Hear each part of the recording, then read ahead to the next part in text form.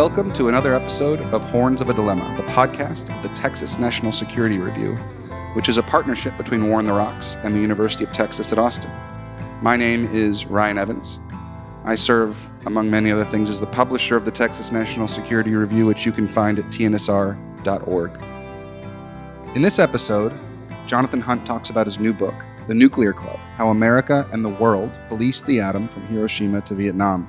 It's actually sitting on my shelf at home waiting to be read, and listening to this talk at the Clements Center down at the University of Texas at Austin made me move it up higher on my list.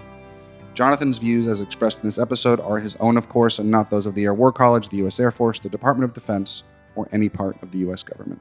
I wanted to kind of get us all in the right frame of mind to set the scene a little bit and bring us to Washington, D.C. on the morning of May 8th of 1968 at an academic institution somewhat dissimilar to the one we're sitting in today, more like the one I teach at. I teach at the U.S. Air War College. This is the U.S. National War College at Fort Leslie McNair in just outside of Washington, D.C. And the commencement speaker that day was President Lyndon Johnson's Special Assistant for National Security Affairs, Walt Whitman Rostow. And Whitman chose as his theme that day what he described as the diffusion of power. This would go on to be the title of his post-presidential memoirs, what he would see as kind of the guidelines he would like the Richard Nixon administration to continue following. And he asked the assembled graduates, all 05s and 06s, so lieutenant colonels, colonels, captains in the U.S. Navy, how long it would be until, quote, Germany, Japan, Italy, India, and others built the bomb. Now, the U.S. State Department and the U.S. Arms Control and Disarmament Agency, according to Rostow, had described the Nuclear Non-Proliferation Treaty, which was even then under debate at the UN General Assembly just about 100 miles north in New York, as a quote-unquote good deed in a naughty world. That was an instance of U.S.-Soviet détente. But Rostow had a very different story to tell. He maintained instead that it was actually, quote, an attempt to halt the potential diffusion of power at its most important point. And for this reason, he and President Johnson were prepared to lock the United States, quote, into responsibility in the world right around the periphery of communist China and the Soviet Union on the toughest of all issues. Now, this was a commitment that would last for the remainder of the Cold War into the post-Cold War world that would eventuate ultimately in sanctions against a variety of regimes, the Democratic People's Republic of Korea, of course, most notoriously Iraq, but also Iran, Syria, and others. Now, my book makes a couple of contributions, and I would hope correctives to the kind of standing literature on the creation of the nuclear non-proliferation regime, a regime that would very much be founded upon the Treaty on the Non-Proliferation of Nuclear Weapons that was finalized and opened for signature in June of 1968, so just 1 month after Rostow's speech. The first argument that the book makes is that in somewhat contradistinction to those who claim the nuclear revolution would give rise to, in essence, a lack of great power conflict since 1945, that the invention, to keep it kind of very short and sweet, of the atom bomb and ultimately thermonuclear weaponry would usher in a period of unprecedented peace and prosperity, then in fact, just as consequential as this nuclear revolution was what we might consider a counter-revolution, an attempt, in essence, to prevent the universalization of the nuclear revolution, the spread of these capabilities to as many states as possible. The second point that my book makes is that the popularity of these nuclear inhibitions, we can see them as treaties, but also as norms and institutions, most notably the International Atomic Energy Agency, was driven at the international level by this fear of the globalization of weapons of mass atomic destruction. In particular, via postures unlike that of the Soviet Union and the United States, postured not to assure retaliation and therefore provide strategic nuclear deterrence, but instead catalytic or asymmetric postures that would run much higher risks, and therefore were seen as more likely to eventuate, especially when combined with territorial disputes, say in Kashmir, the Arab-Israeli dispute, Taiwan, and others, in some kind of general and even nuclear war. Third, that proliferation dynamics in the Middle East and South Asia were the chief concerns at the time, in particular Israel and India, and yet the non-proliferation regime would prove most stable where it intersected with U.S. hard power, U.S. alliances and extended nuclear deterrence in Europe and in East Asia. And then last and most comprehensively, the non-proliferation formed a pivotal piece connecting what John Lewis Gaddis would describe as a long peace predicated among other phenomenon on the nuclear revolution, connecting it to Arnie Westad's description of a global Cold War, Paul Chamberlain's notion of the Cold War killing fields in Latin America, Africa, Asia, and the Middle East. While not quite causal, this is not a causal argument, there is a strong correlation, a kind of stability-instability paradox, where nuclear stability in Europe and to a lesser extent in East Asia would provide the stability that would allow the superpowers and regional powers to embark upon proxy wars, covert operation, and wars of choice in what was once called the Third World, both during the Cold War as well as after it. So, with the remainder of my remarks today, first of all, I want to lay out more or less the sequence of events that would give rise to the negotiation and finalization of a set of nuclear laws. First, the treaty prohibiting nuclear testing in the atmosphere, underwater, and outer space, also known as the Limited Test Ban Treaty. Secondly, the Treaty on the Non-Proliferation of Nuclear Weapons, shorthanded as the NPT. From there, I'll wrap up with a few concluding remarks about themes as well as lessons that we might draw from this narrative of not just a nuclear revolution, but a counter-revolution against its globalization. And then lastly, provide you with some connections between the international politics of nuclear diplomacy during the Cold War and the rise of what we might describe not only as an imperial presidency, but in fact a kind of paternal presidency, where U.S. presidents would take it upon themselves to oversee nuclear peace worldwide in the name not only of America's future generations, current and future generations, but also those of humanity writ large. The first piece of this puzzle, at least in my telling in the 1960s, is the creation of a notion of a rogue state. Now, this is somewhat of a neologism. Of course, rogue state would most famously be invoked with regard to George W. Bush's axis of evil, Iran, Iraq, and North Korea. But in fact, this was a notion that had a much longer history that dated back to the Cold War. And the rogue state in this case was Mao Zedong's People's Republic of China. It was actually a great article by Frank Gavin, Back to the Future, where he makes precisely this point, that the People's Republic of China, and in particular its nuclear aspirations, were the first time that the United States, but also the international community, would rally around ostracizing a potential nuclear weapon state in furtherance of particular aims. Now, this is against a number of different backgrounds. I've tried to scope this talk somewhat so it's not completely unwieldy. This is an incredibly sweeping history and can sprawl without a certain amount of pruning. But suffice it to say, the first proposal for something like a non-proliferation treaty comes in 1958.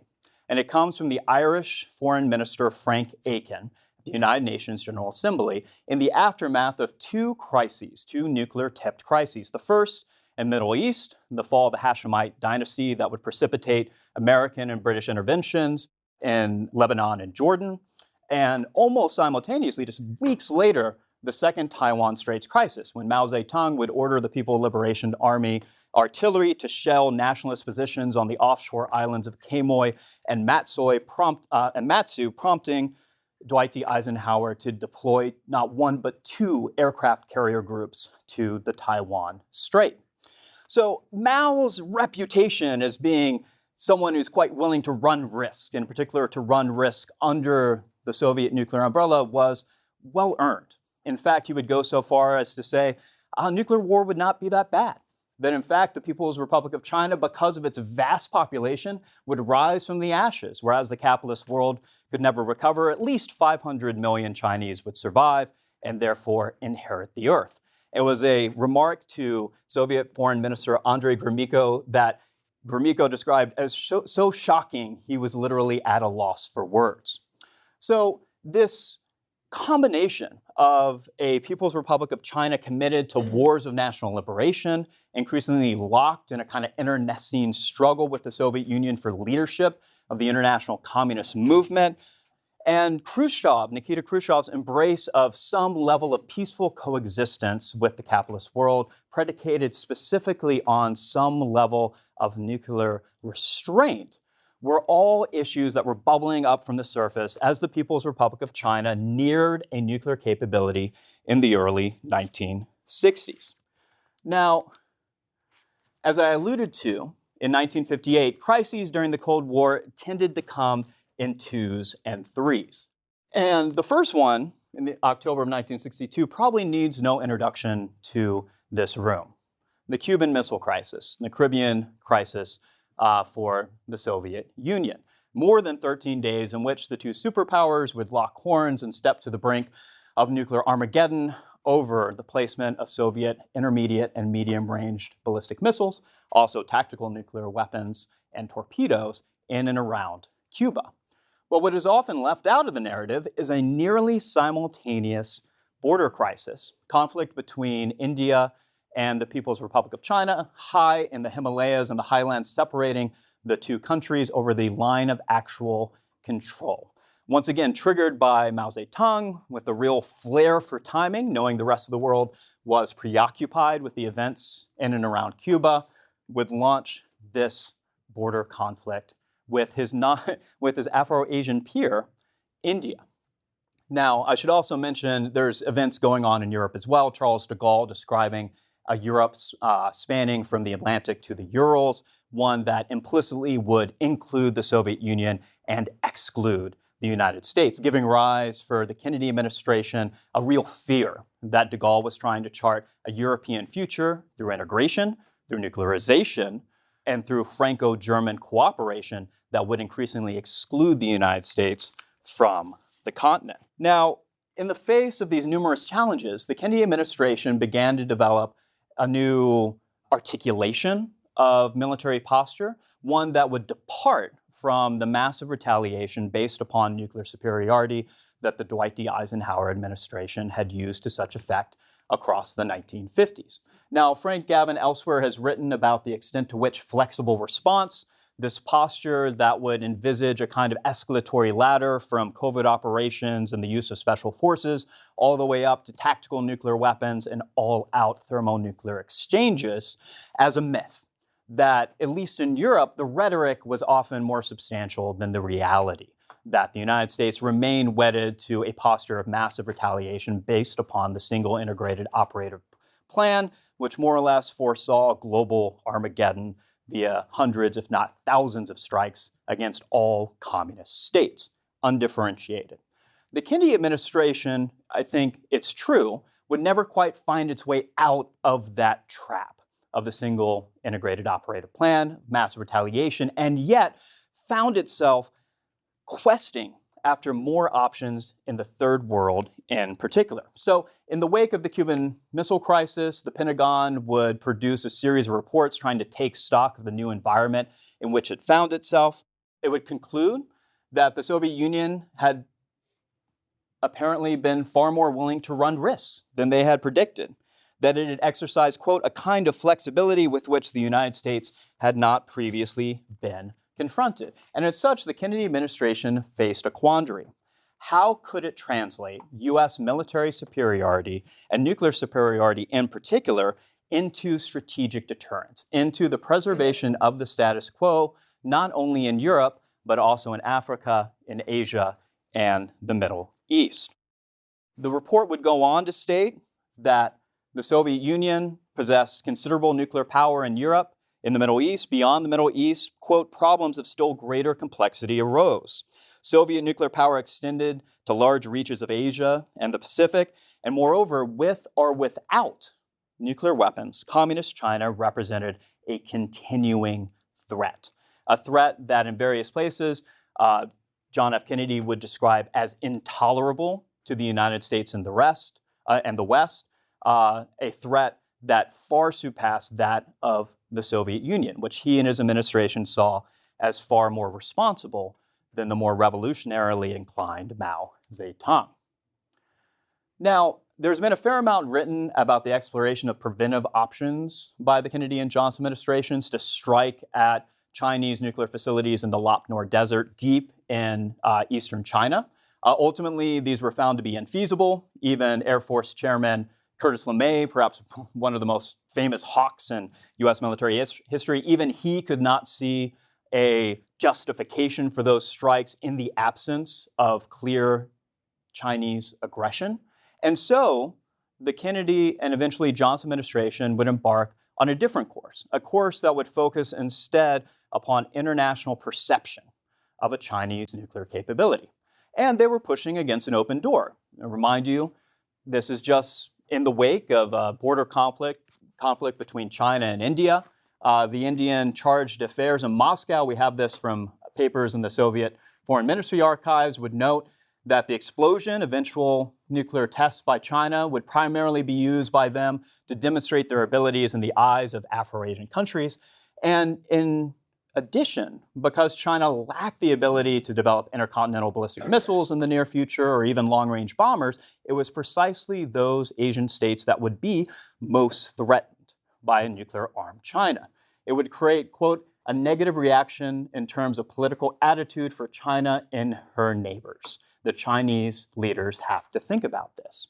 Now, very much in the same vein, the U.S. Arms Control and Disarmament Agency, ACTA for short, would outline a kind of propaganda campaign that would bring together a novel coalition in the Cold War.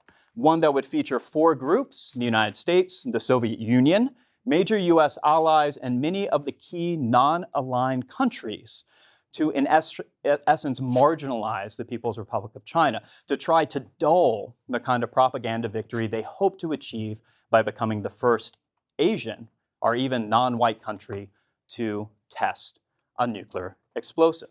And as part of this international campaign, India in particular would emerge as one of the primary leaders. A non-aligned conference in 1964 in Cairo, hosted by Gamal Abdel Nasser, the Indians would go to great lengths to convince their non-aligned colleagues to introduce language that would call on the international community to expeditiously conclude a non-proliferation treaty, and for all countries to commit not to produce, acquire, or test any nuclear weapons. This was issued on October 10th, 1964. 6 days later, China would become the 5th power to test a nuclear weapon.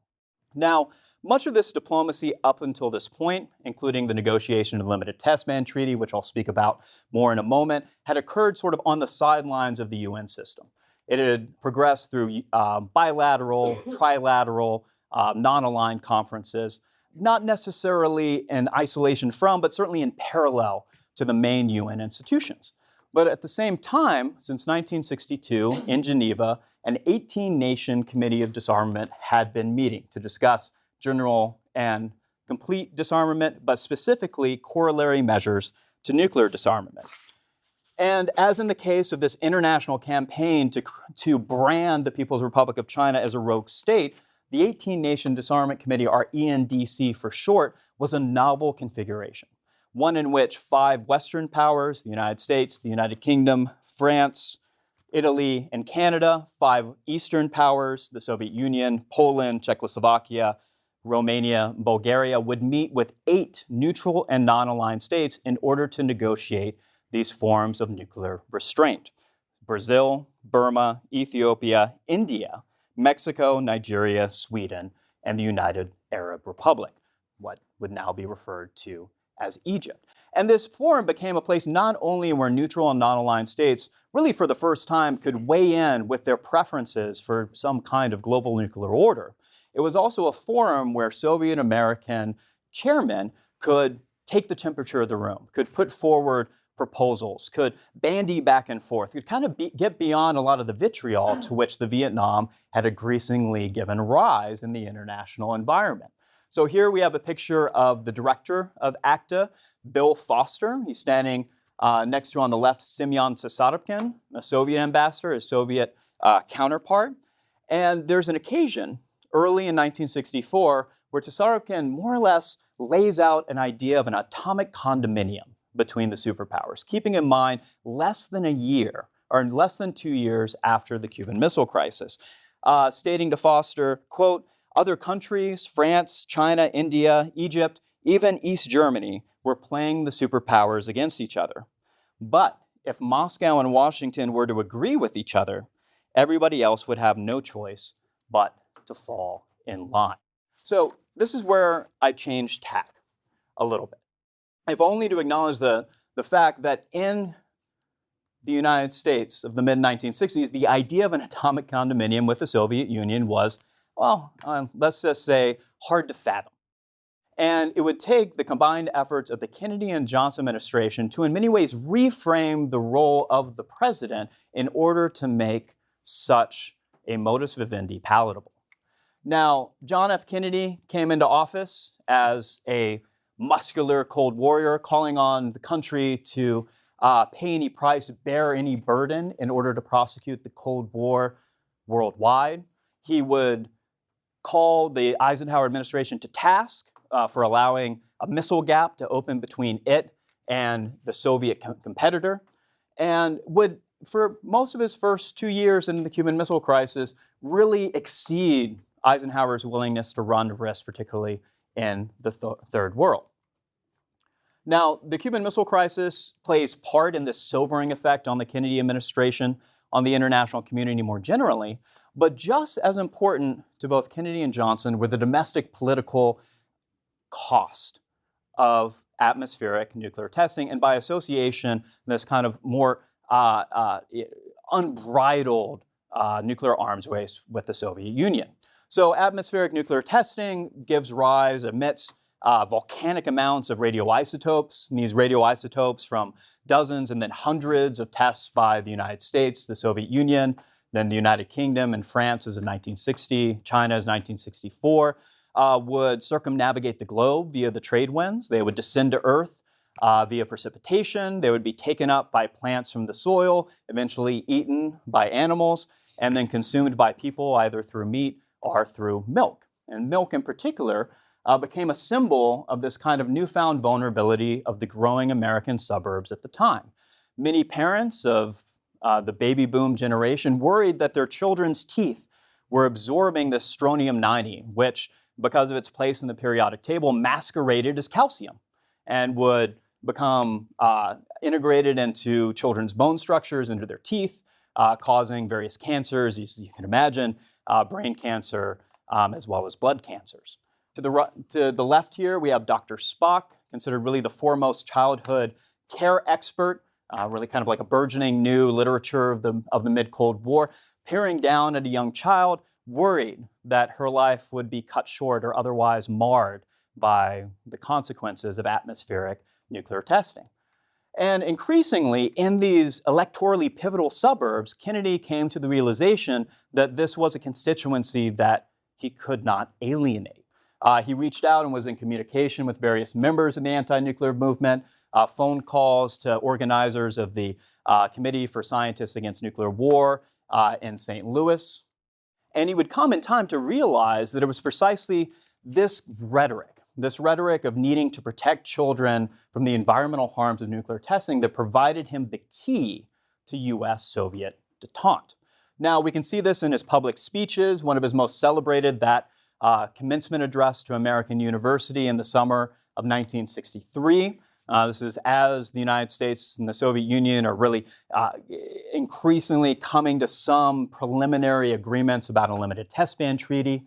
In the speech, he notes that he aims at a peace that makes life on Earth worth living, that both countries seek to build a better life for their children, that in the final analysis, we all breathe the same air, we all cherish our children's future, and we are all mortal. This is really the first shot of a campaign to justify to the American people a nuclear test ban treaty signed with the archenemy, with the Communist Party of the Soviet Union. We can even see this in his personal papers. So one of the more intriguing archival discoveries I made in the JFK library was this piece of scratch paper. As the Kennedy White House is beginning to ramp up for what they see to be a real pitched battle in the Senate to ratify the limited test ban treaty, Kennedy writes down his game plan: diminished danger, war by other means, fallout, radiation, children.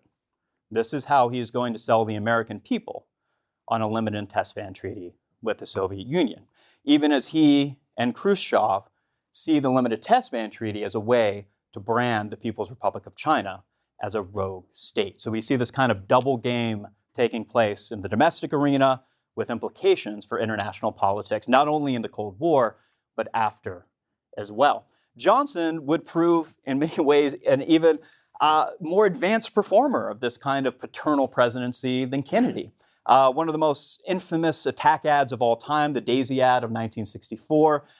Johnson's campaign had been endeavoring to brand Barry Goldwater as an extremist in many ways. One of these were his pronounced nuclear policies, despite the fact they, for the most part, simply echoed those of Dwight D. Eisenhower. The ad begins with a young blonde girl in a field of daisies, plucking petals one by one. Kind of early on, I guess, in learning her numbers, 1, 2, 3, 4, 5, 7, 6, 6, 8, 9, at which point a grave stentorian voice overwhelms her. 10, 9, 8, 7, 6, 5, 4, 3, 2, 1, 0. The sound and the spectacle of a thermonuclear explosion, Lyndon Johnson's voice sweeping in. These are the stakes. To make a world in which all of God's children can live or to go into the darkness. We must either love each other or we must die. Vote for President Johnson on November 3rd. The stakes are too high for you to stay home. The ad only aired once, but it made its point. Johnson's interest in a non-proliferation treaty was almost entirely driven by his domestic political ambitions. As the 1966 midterms loomed in his great society in the first election after the Voting Rights Act of 1964, the Civil Rights Act of 1965 hung in the balance, his political advisors, in particular Bill Moyers, write him a series of memoranda, 6 or 7 over the course of the summer, because a non-proliferation treaty is being held up in a stalemate with the Soviet Union over a multilateral force in NATO. Europeanists, especially the Secretary of State Dean Rusk and his Undersecretary George Ball, want the multilateral force. The Soviets, the Eastern Europeans, and the Western European allies in NATO have absolutely no interest in German sailors being so close to nuclear weapons, let alone a German chancellor being able to command their launch. Johnson is ambivalent. He doesn't have a strong opinion until Moyers writes him to state that this was an issue on which he could show real leadership. Quote, I repeat, the gut issue is a non-proliferation treaty. The Russians have told us they would sign if we guarantee no hardware for the Germans. This may or may not be true, but an offer from the president certainly puts him on the side of the angels. Shortly after this memorandum, Johnson writes Rusk, telling him to find a way, come hell or high water, to bridge the gap between their position and those of the Soviets. There is indeed a breakthrough a mere week before the election on November 3rd. Now, in my concluding remarks, I want to walk you through how the Non-Proliferation Treaty was ultimately finalized, opened for signature, and eventually entered into force. Because agreement between the United States and the Soviet Union was a necessary but ultimately insufficient condition for the Non-Proliferation Treaty to succeed. Following U.S.-Soviet agreement on Articles 1 and 2, which would define what was meant by the transfer of nuclear weapons or the acquisition of nuclear weapons, it would allow things like forward-deployed U.S. tactical nuclear weapons stationed in Europe. It would disallow creating new entities in which other states had some level of command and control. As the NDC continues to debate the fine terms, the fine details of the language of the rest of the treaty, a number of crises underscore what sort of world would exist without it. The first is China's testing of a thermonuclear weapon well in advance of what the anticipated date had been in mid-June of 1967. Just weeks later, the Six-Day War erupts, with both the United States and the Soviet Union estimating that Israel is on the brink, if not already over, of acquiring its own small arsenal of tactical nuclear weapons. Again, de Gaulle is also making noises independent of the United States, just a year earlier withdrawing French military forces from unified NATO command, once again questioning the continued leadership role of the United States over the transatlantic alliance. Now, For the Soviets, the motivations are clear. First and foremost, fears that Germany could acquire even a modicum of control over unleashing nuclear war. These fears were understandable then. They continue to be understandable now. Germany having twice launched wars of aggression against Russia and then the Soviet Union in the past 50 years. And in fact, this was a fear that was shared by other European states on both sides of the Iron Curtain with the Soviet Union. But there were broader reasons. Not only West Germany, and this is in a speech by Leonid Brezhnev to the Central Committee of the CPSU, the Communist Party of the Soviet Union, in April of 1968, so just about a month before the special UN General Assembly. Japan, Israel, Italy, Canada, South Africa, India, Sweden, Brazil, and numerous other countries were also capable of acquiring nuclear weapons in their estimation in short order. And most of these countries were either U.S. allies or U.S. partners. This is something I think we've lost in our thinking about nuclear nonproliferation since the end of the Cold War. Most near-nuclear states were U.S. allies or partners. Why? Because they were the most advanced industrial powers in the world.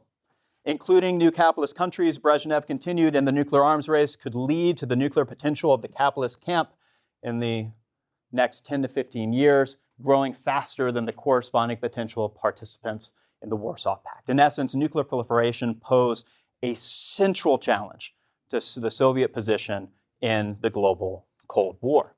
For the United States, the interests were similar, yet related most of all to the web of alliances that had built up over the decades since the Second World War.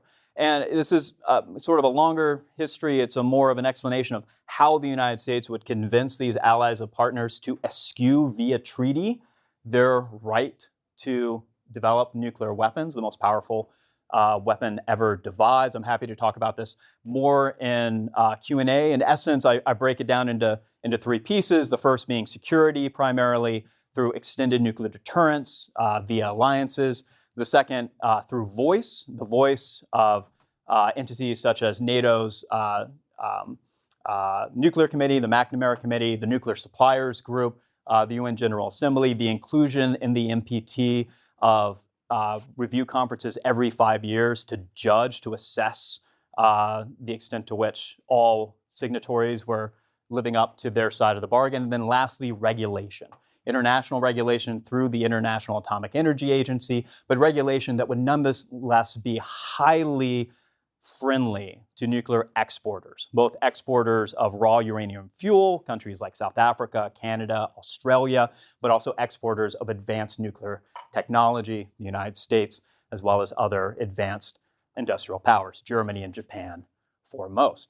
But one piece of the Non-Proliferation Treaty that was left out, and that I think is quite telling as to the scope as well as to the significance of the treaty, was the absence of security guarantees. So in the course of negotiations, especially for India, the question arose if these countries were to pledge themselves to disarm unilaterally, should nuclear weapon states not have some responsibility to assure their security, either through positive security guarantees.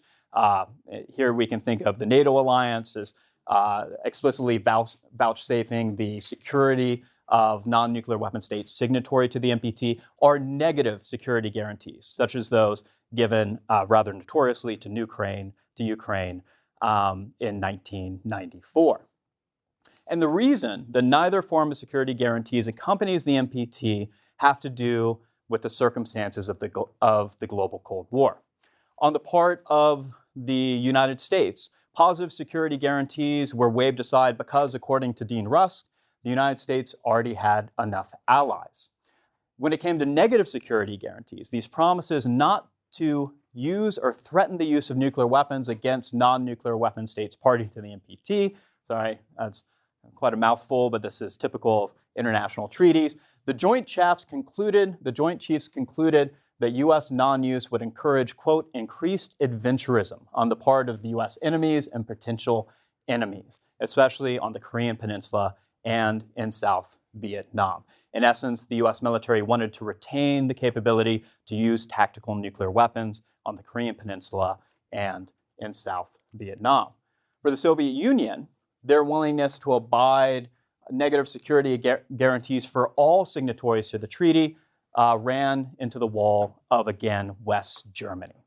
In essence, Brezhnev stating that he was unwilling to give a gift to West Germany, pledging not to target it with nuclear weapons simply for signing the NPT. In his estimation, especially because U.S. extended nuclear deterrence would remain, West Germany and other European members of NATO should still be targets of Soviet nuclear doctrine. Now, the legal side of the story wraps up in the UN General Assembly in May and June of 1968. And ultimately, the Non-Proliferation Treaty is commended to the rest of international society by commanding majority. First in the political committee, 92 votes for against, about 25 abstain. In the UNGA plenary, 25 for against, 21 abstentions. Dean Russ would comment that ultimately it was the Latin Americans and the Africans who held the balance, waiting to see how the wind blows. Probably agree to endorse the NPT without major changes if faced with determined U.S.-Soviet cooperation, plus the assurance that a non-nuclear conference could occur. And ultimately, it is precisely because African and Latin American states judged the Non-Proliferation Treaty to be in their interests, keeping in mind that the General Assembly in 1968 features almost half of its delegations from those two continents, that the NPT ultimately receives approval, it opens for signature, and eventually acquires enough signatures to enter into force in 1970. But against this backdrop, there's a very interesting counter-narrative that in particular the French are putting forward through the Security Council. And it again relates to security assurances, to this basic contradiction within the non-proliferation regime, that it would create a two-tiered hierarchy in which 5 permanent members of the UN Security Council after 1971 would be deemed atomic aristocrats with this mandate to wield nuclear weapons in their defense and in defense of their allies and partners, versus the rest of international society, thrown into a kind of third estate, disarmed unilaterally for the rest of time without any corresponding pledge to secure their countries. For the French, and Charles de Gaulle in particular, looking at the UN Security Council text that accompanies the NPT, the Security Council text in essence pledges that these permanent members, this nuclear club, would respond to the threat of use of nuclear weapons expeditiously, that they would take it as a grave threat to international security, and they would do their utmost in order to come to the defense of India or come to the defense of Japan if it were to be threatened by, say, a nuclear-armed People's Republic of China. And in their analysis, lawyers in the French Foreign Ministry began to call attention to a few problems, a few kind of perverse consequences of this new global non-proliferation regime, stating that the juridical reasons are there to fight against a project that in its letter, if not in its spirit, violates the UN Charter. First, by discriminating against non-nuclears to the advantage of treaty signatories. Secondly, by creating a hierarchy of forms of aggression and introducing an ambiguous concept of threat of aggression, an ambiguous concept that might even be expanded to include the mere pursuit of a nuclear weapons capability by a signatory to the treaty. Third, it distinguishes among permanent members those which possess nuclear arms and invests the whole thing with an anti-Chinese character. This would be somewhat rectified when China replaces Taiwan in the Security Council in 1971. And then lastly, it departs from the established jurisdiction of the Security Council, whose decisions have always applied to specific problems. In essence, the Non-Proliferation Treaty and the Security Council declaration that accompanies it would create a positive expectation that the official members of the nuclear club would be willing to sanction or even go to war in order to prevent states from acquiring these weapons of mass atomic destruction. So what themes and lessons can we draw from this?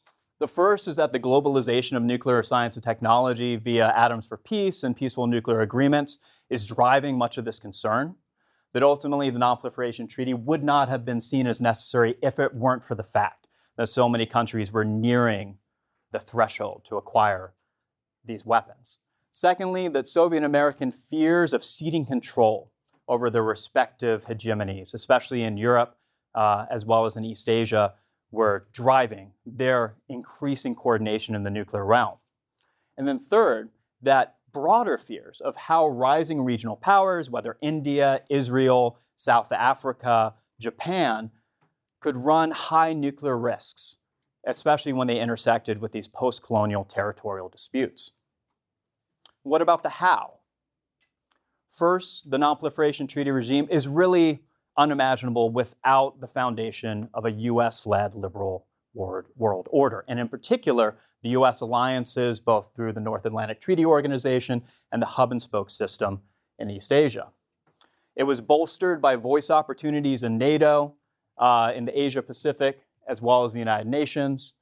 It was cemented through security assurances and military alliances, and it was ultimately pushed over the finish line by America's economic and technological preeminence, in particular as almost a monopoly producer of fissile materials.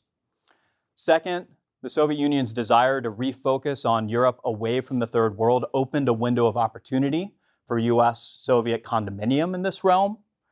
And then lastly, this entanglement of international negotiations with existing strategic nuclear deterrence. That in many ways, the international consensus that arose around a non-proliferation treaty was also an international consensus around American and Soviet nuclear umbrellas over certain parts of the world. So lastly, to what end? What have been the legacies of this search for nuclear order during the mid-Cold War? The first is that the Vietnam War is partly what opens up this opportunity, the necessary breakthrough, but also limited the final scope of the Non-Proliferation Treaty. The United States and the Soviet Union came very close to pledging not to target nuclear weapons against signatories to the treaty.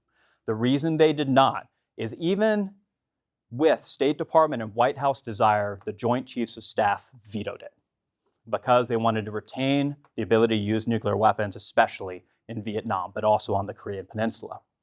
Secondly, that this reliance on existing alliance arrangements and nuclear security assurances would reinforce stability in Europe as well as Northeast Asia, while undermining stability, arguably, throughout the Middle East and Southeast Asia. Lastly, these norms and laws that have been associated with nuclear non-proliferation have empowered the US president to, in some cases, first of all, apply sanctions against rogue states, and ultimately even to wage preventive war in the name of global nuclear peace. Consequence that was visible at the time, among others, to these French foreign ministry lawyers, but also would in essence form a kind of revision to the international order, to the UN Charter, and ultimately to the lines of force and diplomacy in the modern world.